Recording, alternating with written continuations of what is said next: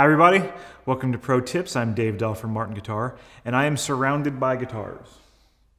Well, there's only 3 of them here right now, but the idea, what I'm trying to come across today, is one size does not fit all when it comes to body size.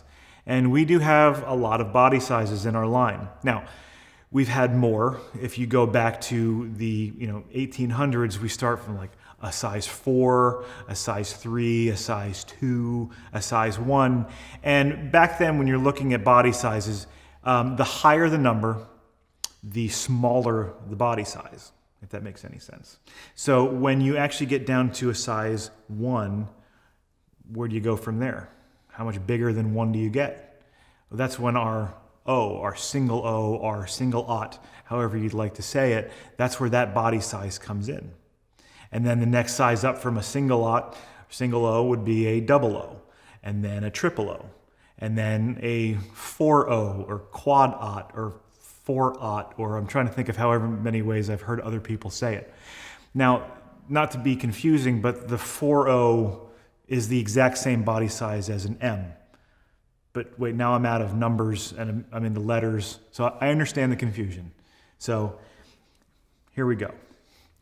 The single O is a little bit bigger than the 1. Okay, it's a standard, what you would see, especially in modern instruments, what our 14 fret body size, and what I mean by 14 fret is the neck joins the body at the 14th fret. That's the smallest one that we have starting with O. Double O is a little bit bigger. Triple O is a little bit bigger than that. If I want to throw another cousin in there, I will say the OM, which is an orchestra model. The only difference between a triple O and an OM is the scale length. Triple O's are typically a 24/9 scale. OMs are typically a 24/5 scale. The next one up from that would be that M, which is the exact same body size if you look at it from the top down as a J. The difference between a J body and an M body is the depth. The only difference is that depth. It's a triple O depth instead of a dreadnought depth. We move up from there, then we have the dreadnought, which everybody is pretty familiar with at this point. So what I have here, I have a couple of our X series guitars. They're the PA5K. So spruce top, Koa, HPL on the back. This is a dreadnought size. Pretty common shape, one of the most recognizable shapes in the industry.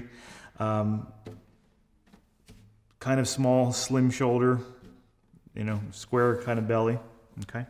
And with this, now sonically, what can you get with these kind of guitars? Well, if you're familiar, then you know. But dreadnoughts typically are very bassy. They have a lot of sustain, a lot of warmth. They typically don't have a whole lot of mid-range, not a whole lot of treble. Now, of course, all of these things can be changed by the types of tone woods that are in there. So we're talking in a really general sense, just strictly looking at body size. But here I'll just play an E major chord on this so you can hear the difference between these 3 bodies.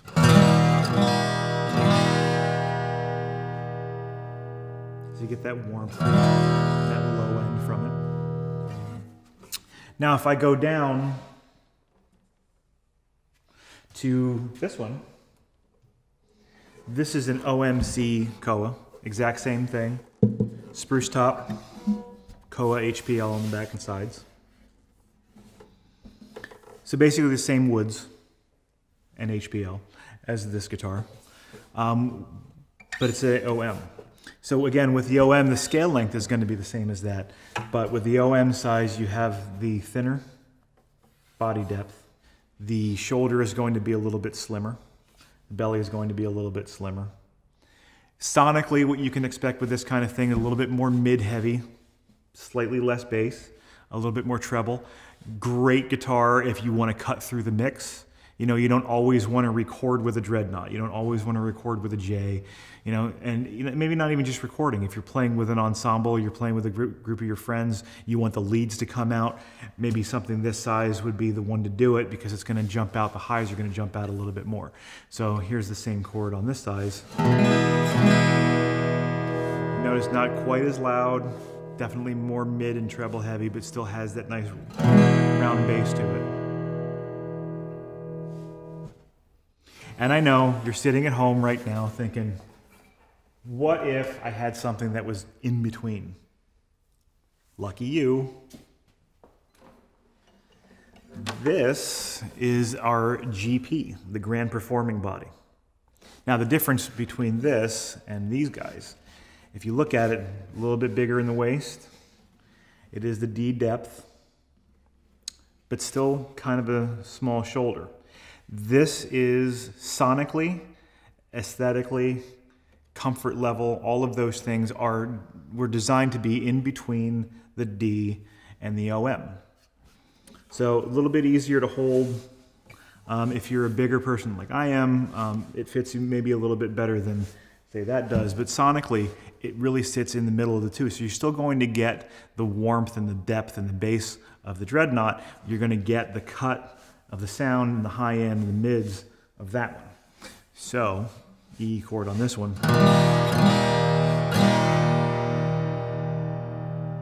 Notice a little bit more projection from it, not muddy at all like some Dreadnoughts, some J bodies can get. A lot of articulation. So, experiment. I always try to tell people when they're looking for a model to play lots of them. I can't tell you how many times I've had people come up to me say, Dave, I'm looking for a Dreadnought rosewood guitar, and they end up buying an OM mahogany guitar. Just because you have the idea of what you might want, when you actually go out there and experiment and play a bunch of guitars, that particular guitar will talk to you. And it might just be the voice that you need on a specific song, on a specific album, really whatever. But the guitars do tend to talk to you. So go out, play a bunch of them, experiment, have fun. Like most other things with these guitars, there's no right and wrong. It's whatever works for you.